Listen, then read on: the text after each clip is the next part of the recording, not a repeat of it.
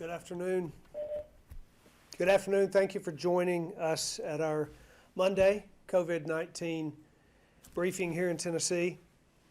The scope and the magnitude of this pandemic continues to challenge every nation in the world and every government across the world. Currently, our state has 1,834 confirmed COVID-19 cases, an increase of 297 cases since yesterday. COVID-19 is in 77 of our 95 counties, and we have had 13 deaths across the state. More than half of our states also currently under some form of shelter-at-home orders, especially in our population-dense cities. But I have a particular concern about this situation escalating in our rural communities. Today, I'm announcing measures that will implement safer-at-home guidelines in every county in our state to better our approach to social distancing while also protecting the livelihoods of Tennesseans. This is not a mandated shelter-in-place order, because it's deeply important to me that we remain a state that protects personal liberties. But it is a strong urging for Tennesseans to stay home when at all possible, because I also believe that with personal liberty comes personal responsibility. I have said that I have sought discernment to identify the right decision at the right time for the right place.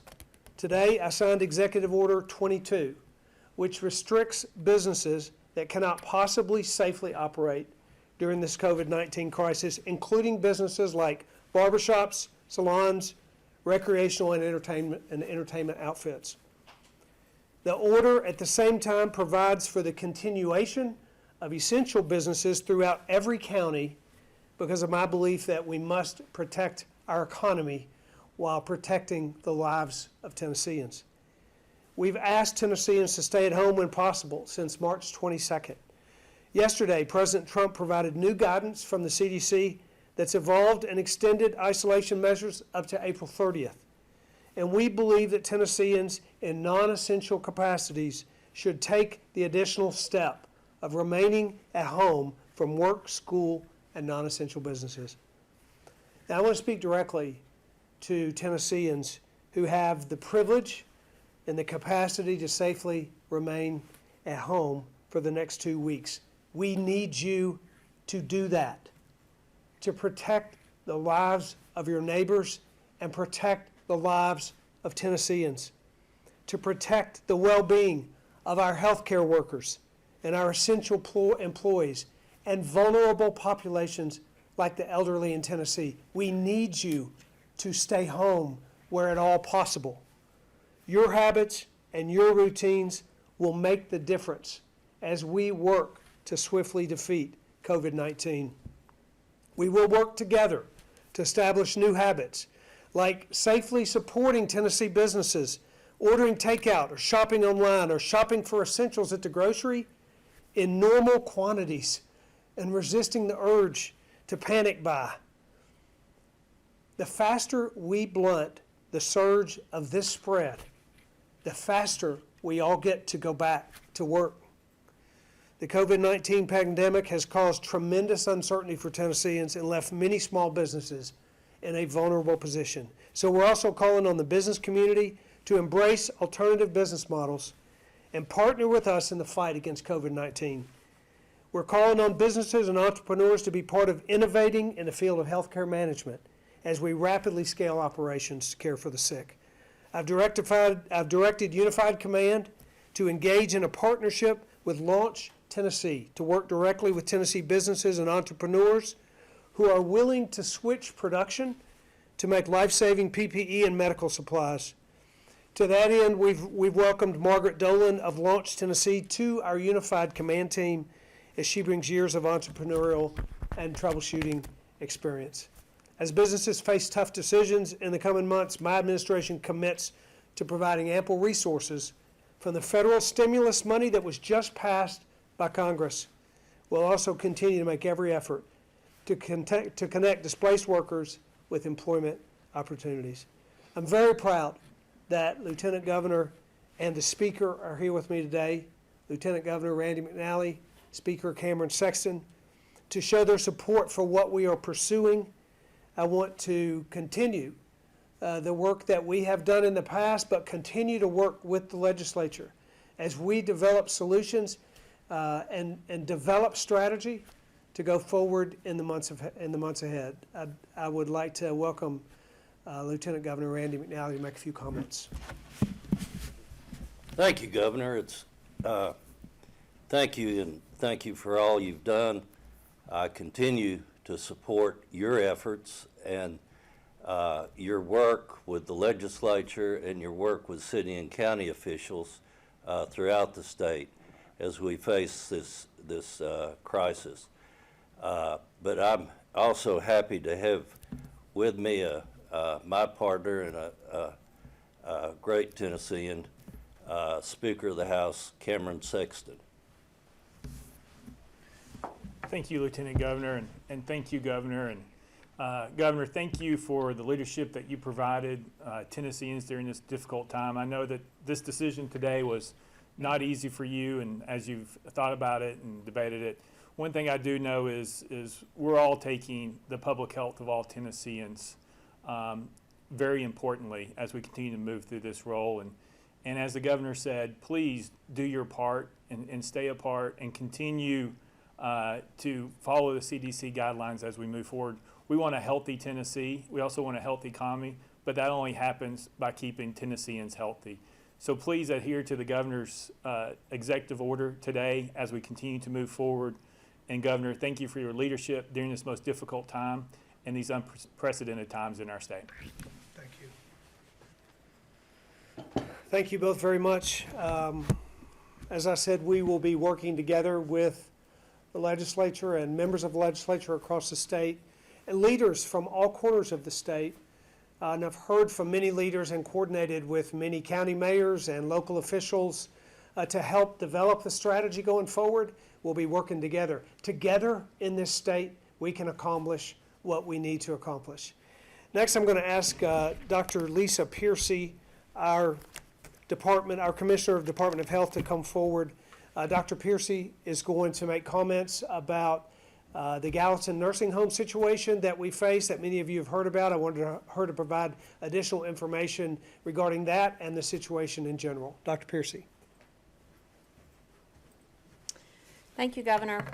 By way of general update, our current case count is 1,834 cases, 148 hospitalizations, and 13 deaths spanning 77 counties. As I'm sure you're aware, this is a substantial increase and the numbers continue to grow. One of the most concerning trends we've seen is an increase in our elderly population, and specifically that at the Gallatin Center for Rehab and Healing, as the Governor just mentioned.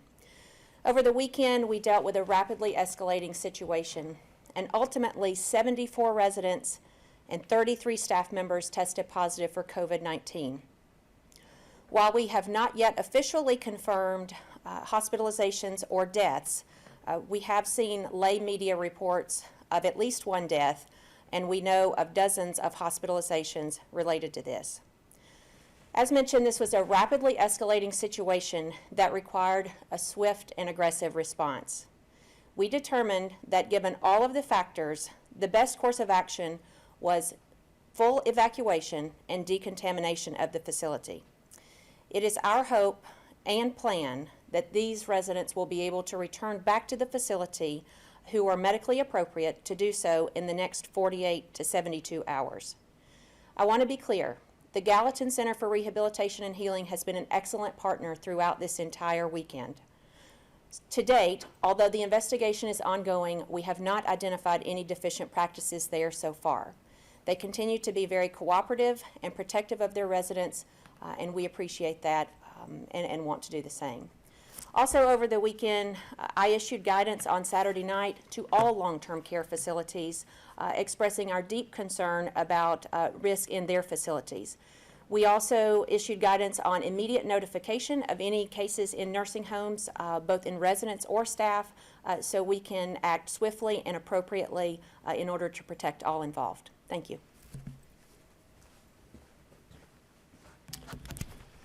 I want to just make a couple more remarks about the efforts that we are making across the state, and particularly with our Unified Command Group. We are incredibly focused on the issues surrounding medical supplies, personal protective equipment, the number of hospital beds, the number of hospitalizations, and our healthcare capacity to meet those hospitalizations. We are incredibly focused on preparing our state in the most effective and most efficient way we can to utilize our private sector providers and the resources that we have at the state, along with the National Guard, to provide services all across the state. We will get through this. We will find our way uniquely through it as Tennessee, and I'm very encouraged by the cooperation of folks all over the state to make it happen. We will open up this opportunity to answer questions, and then I'll close with some closing comments after we have questions. So let's have questions. First, we'll go to Kim Crucy with the AP. Kim, your mic is unmuted. Hi, Governor. My question is that for several weeks now, you have encouraged Tennesseans to stay home. You have resisted issuing a mandated shelter-in-place, as you repeated today. I guess my question is, what makes you think Tennesseans are listening to you to stay home? We had a beautiful weekend this past weekend where there was a lot of people out and about. What makes you think that this announcement will be different? Well, this announcement actually substantively changes the activities with which people all across this state can participate. This is similar to the directives many states across the country. So we're closing non-essential businesses in every county in this state. We are maintaining the operation of essential businesses, which is incredibly important to maintain the economy, but we are closing down those businesses that can't safely operate and encouraging Tennesseans who either are not working at one of these essential businesses to have no reason. We're encouraging them to have no reason to travel because of the closure of those businesses. So it's a substantive change in our direction. All right, next we'll go to Joel Ebert with the Tennessean. Joel, your line is open. Yeah, Governor, this is a question about transparency. Obviously, you need to delegate or have the balance of not having identifying information about a number of things, including deaths and fatalities. But we've seen several other states release said information and not compromise people's information. We've seen, including local counties, do that. So will your administration look at changing that policy to release county-level death data, as well as knowing information on the county level of the number of beds, ventilators, hospitalization? Yeah, Joel, thank you, because I do think our administration wants to be totally committed. As we want to be committed to transparency. We want people to understand. It's the reason we're doing a press conference and ask questions virtually every day of the week, because we want information to get out there. There's a unique and challenging legal issue around reporting deaths by county, but we want to get past that issue if at all possible. So we are exploring that very particular issue, because we think that we may be able to work through those legal challenges, but we will give you an update on that situation. We are committed to transparency. The more information that we can provide, and I think you've seen that as there have been requests for additional information around, I think in your case, the number of ventilators and how that was, what the context around ventilators numbers were, and then we turned around and tried to get you that information. We do want folks to know that we're that we're committed to transparency, and whenever there is a unique situation that doesn't provide the information that we think folks really want to hear and need and is important, and protects the citizens at the same time, we're going to do that. But the particular issue you talked about, deaths by county, we're looking into, and we'll have further information for you on that shortly.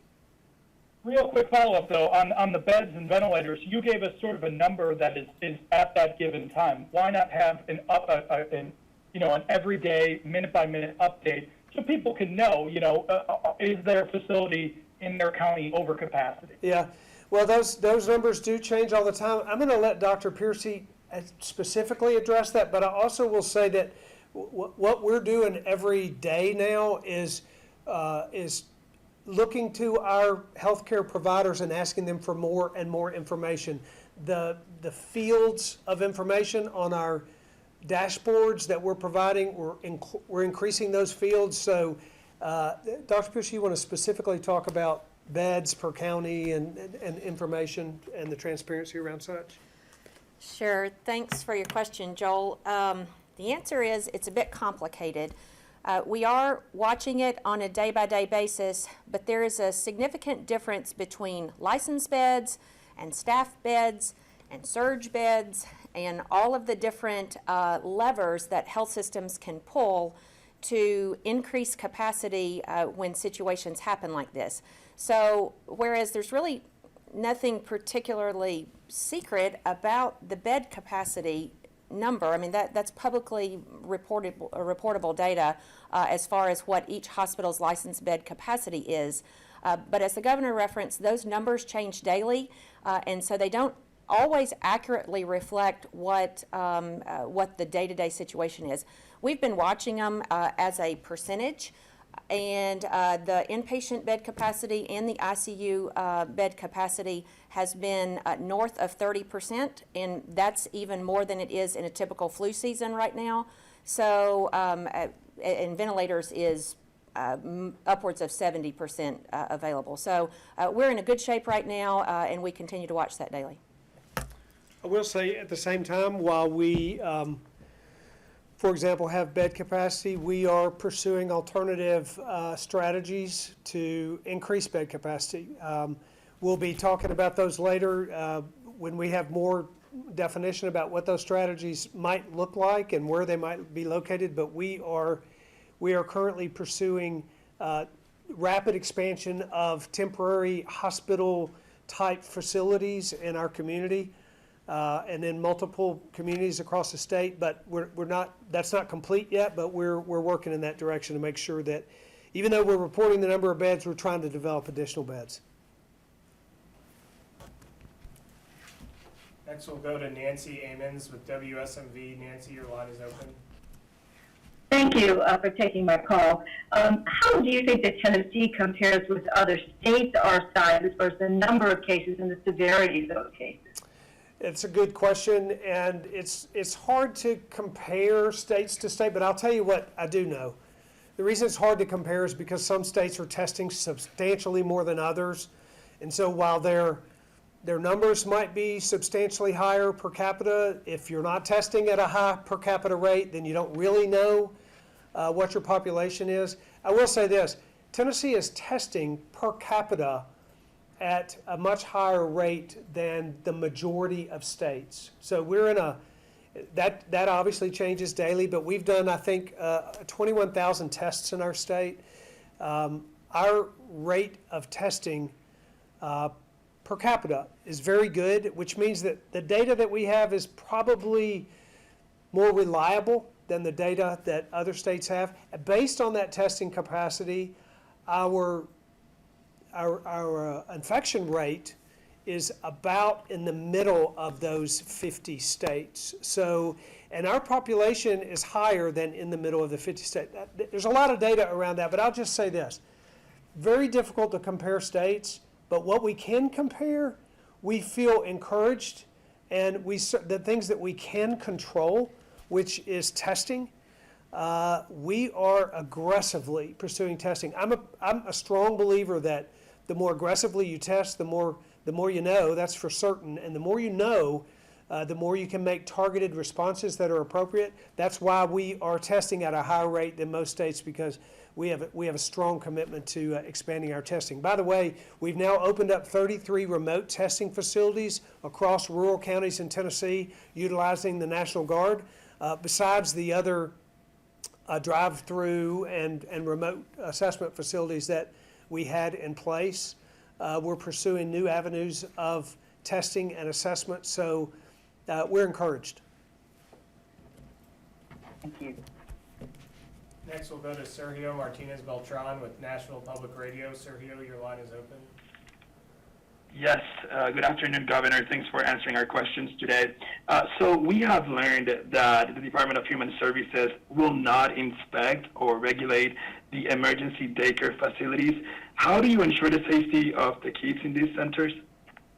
Yeah, you know, I wish that our director were here around that subject. But here's the thing: so we have temporarily suspended some regulations around childcare because of the tremendous challenge we have in this state. We're in a crisis, and we're in a crisis. We have to triage circumstances that profoundly negatively impact Tennesseans.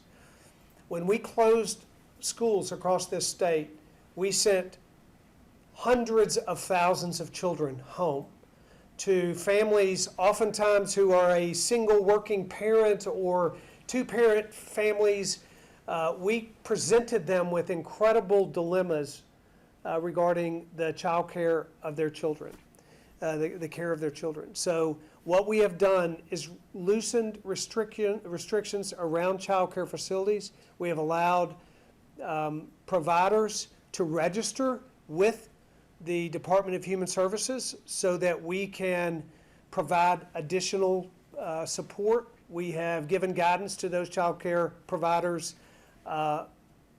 We've given guidance to them that they socially distance children appropriately. And let me just say this: those providers who do register with the Department of Human Services, there is a process in place for them to have background checks to help provide for the safety of those children. That's a very important step for us, that providers, we know who actually is keeping our children and what their backgrounds are. But some of those restrictions have been lifted for a temporary period of time to address the crisis. And I will actually, Sergio, get our commissioner to give an update on the safety procedures put in place to ensure the safety of our children. I'll report on that tomorrow. But to follow up, Governor, the Department of Human Services told WPLN that they will not be inspecting or regulating these temporary facilities. Do you think they should start inspecting them? I mean, you believe in a balance, and you can still have them open, but also having them inspect. Yeah, I suspect that the answer to that is that they're not going to be temporarily lifting that restriction to inspect. We will have hundreds of facilities opened up in a very short period of time to take care of the needs for child care across our state, and the capacity to test those is impossible for a temporary period of time. So what we have is a temporary situation that we are addressing with the solutions that we think best address the crisis. And we clearly will be following up with a longer-term strategy on how to inspect and provide additional security measures. We are providing security for children, but additional security measures. We have a crisis. We have situations that are laid before us that for a short period of time require very difficult decisions, and decisions that will address and change the way that we typically do things. But we will make those decisions in the best interest of Tennesseans, and we'll make the changes appropriately to protect our kids. We will do that going forward. Next, we'll go to Andy Scher with the Times Free Press. Andy, your line is open. All right. Hi, Governor. Andy. Appreciate you doing this. I was hoping you could respond to this complaint that was made by the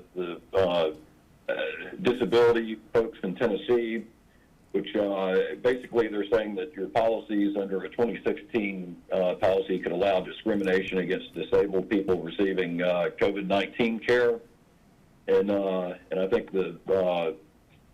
HHS's Civil Rights Division has issued something on that. What do you know about that whole order and this whole issue, and what do you plan on doing? Well, I don't know I specifically mean, what, I'm not these people sure. are concerned about losing care. Yeah, I'm not sure. That they may not be placed on. I'm sorry. Go ahead. Can you give me some more specific Yeah. information? I mean, here's the thing. Yeah. Again, I would say this, to the degree that we are wholeheartedly committed to serving special populations in this state, and the incredible challenges that have suddenly arisen with those special populations, whether it's individuals with developmentally and intellectual disabilities, whether it is the homeless, whether it is those with mental illness.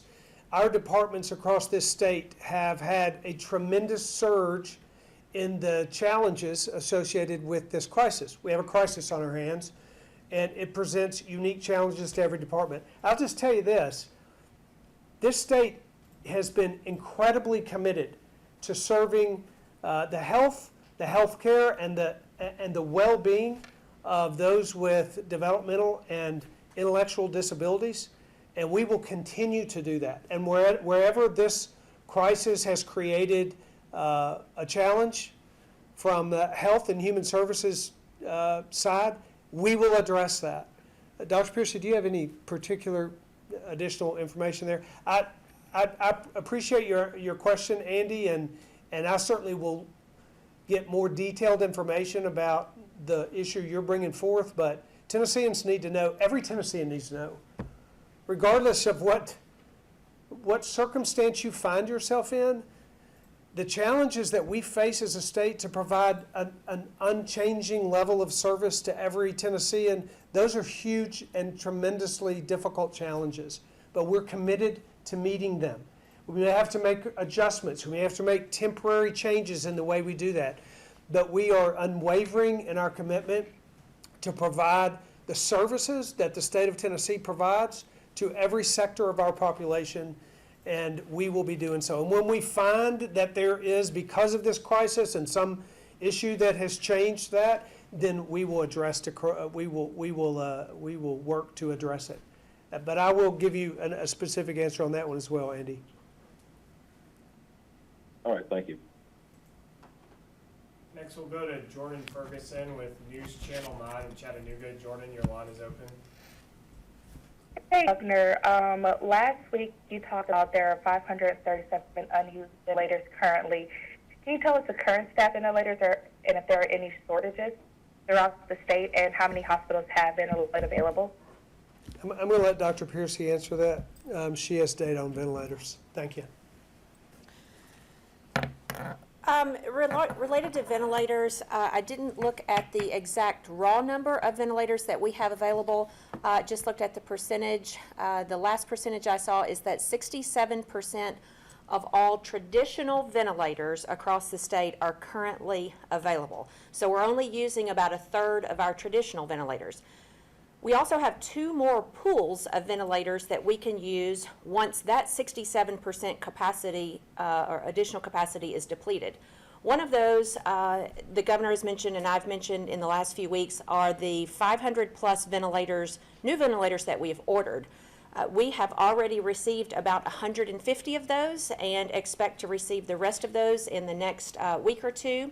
And so you've got the ones that are in hospitals now, you've got the new ones on order, and then there's a whole different set of ventilators that we haven't even counted yet. We're in the process of adding a field in that hospital resource tracking system that you've heard me speak of, that we're calling alternative ventilators. These are ventilators that are used in surgery centers and even in anesthesia machines that can be converted to ventilators if we need that. So we're collecting the information on those, and when you put all of those together, we feel pretty comfortable about our ventilator situation.